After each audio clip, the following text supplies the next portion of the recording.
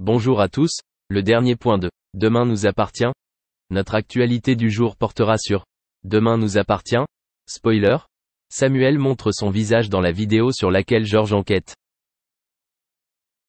Au Spoon, Audrey interroge Mélodie sur l'évolution de sa relation avec George. La jeune fille a avoué avoir décidé de renoncer à l'amour, notamment à cause de Mona. Lorsque Mélodie part, Mona tente de savoir ce qu'elle a dit à Audrey.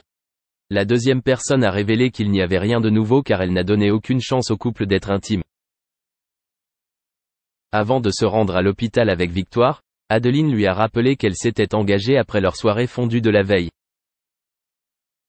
Adeline fait porter des tresses à sa collègue toute la journée, ce qui fait forcément rire Marianne et Swazik. Pour se venger, Victoire organise un bras de fer avec Swazik. Tous deux laissent croire à Adeline que Marianne ne se sent pas bien dans son bureau. La jeune fille a été trompée et embarrassée devant son patron. Le soir, Victoire, Adeline et Soraya sont allés dîner à Montpellier. Ils avaient alors prévu d'aller dans un bar. En chemin, Victoire rencontre un homme qui semble être un clone de Samuel, son ex-amant. Pour la taquiner, les filles l'obligeaient à l'inviter à prendre un verre avec elles. Victoire se lança et s'approcha de l'homme en question. Lorsqu'elle se retourna, Victoire fut stupéfaite, c'était bien Samuel. George appelle Victoire, ce qui est un peu délicat. Il a affaire à un enlèvement. En analysant une vidéo de surveillance, il aperçoit Samuel dans une rue de Montpellier. Victoire a admis qu'elle n'était pas au mieux de sa forme. George lui dit que Samuel lui avait menti, Samuel était là depuis plus d'une semaine. Merci d'avoir regardé et à la prochaine vidéo. N'oubliez pas de vous abonner à notre chaîne. En attendant, dites-nous ce que vous en pensez dans la section commentaires ci-dessous. Au revoir.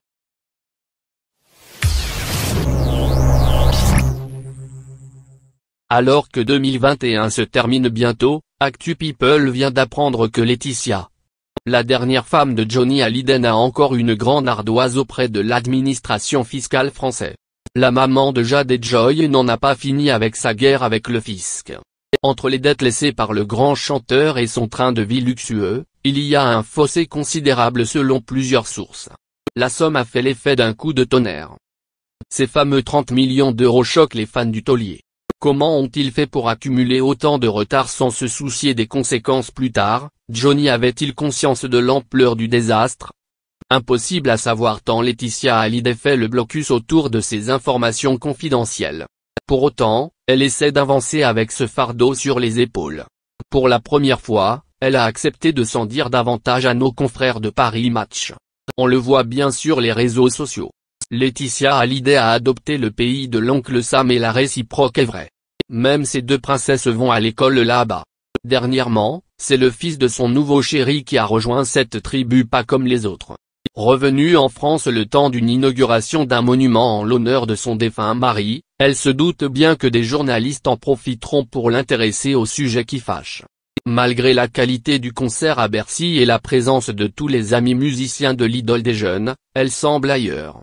Tout d'abord, lorsque les fans de Johnny apprennent que Laura et David n'y seront pas physiquement, c'est le drame.